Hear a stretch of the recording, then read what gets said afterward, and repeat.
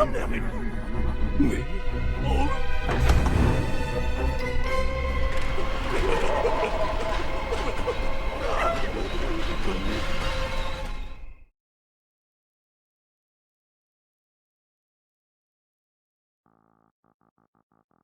the version of Scooby-Doo that people recognize today, the movie just starts out at the Wow-O toy factory where the case of the Luna Ghost is happening.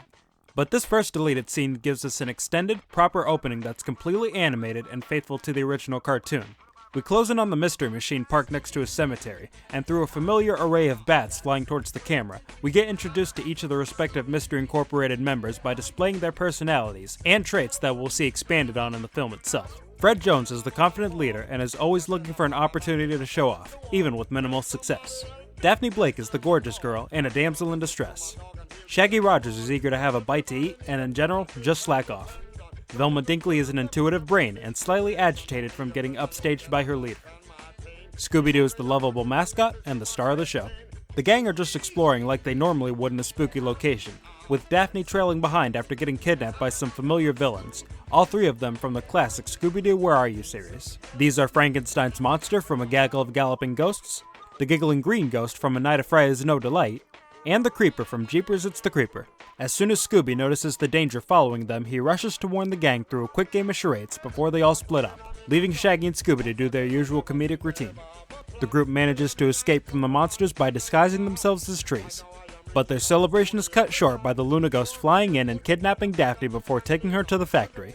Thinking quickly about their next move, Velma calls the boys over and starts to make a plan as the scene pans over to a shot of the animated factory before slowly fading into a shot of the location in live action, which is how the movie starts proper in the final cut.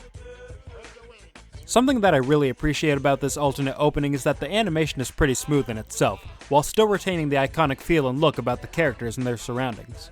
This animation was handled by Kurtz and Friends founder Bob Kurtz. Kurtz and Friends were responsible for a number of projects that were also coincidentally openings for movies, such as The Pink Panther and George of the Jungle. The reason that this sequence was animated in the first place was because the creative team behind the movie wanted to introduce the audience to the characters in their original forms, before letting the actors have the spotlight in a live-action setting.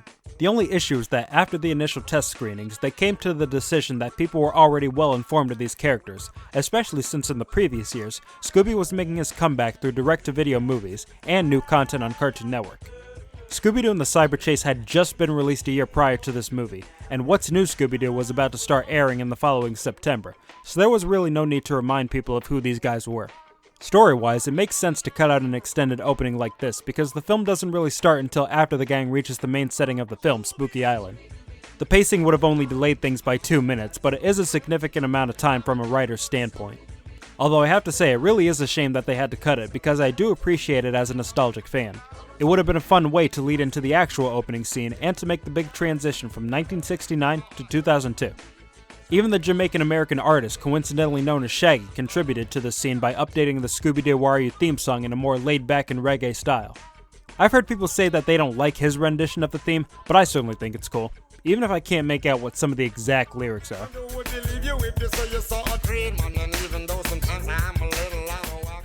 Another movie that tried an opening like this was the Fat Albert movie released just a couple years later, and it works great in that film because audiences hadn't seen those respective characters for much longer than Scooby-Doo. So having an extended sequence of their animated counterparts before jumping into the real world was a better creative choice that they utilized to their advantage. If things had gone in a different direction, we probably could have had the entirety of this film animated in this exact style, but maybe it's for the best that this is all we got.